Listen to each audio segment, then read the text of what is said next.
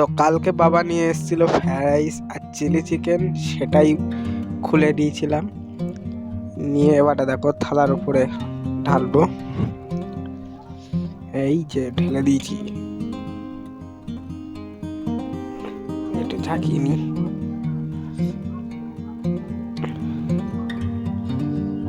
এরপরে এই প্যাকেটে চিলি চিকেন আছে,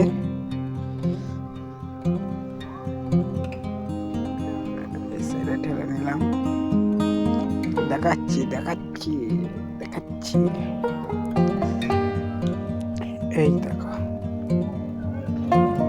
রাইস জর্জরে, আর চিলি চিকেনের পিসটা দেখো বড় বড়, এই সাইজের সব।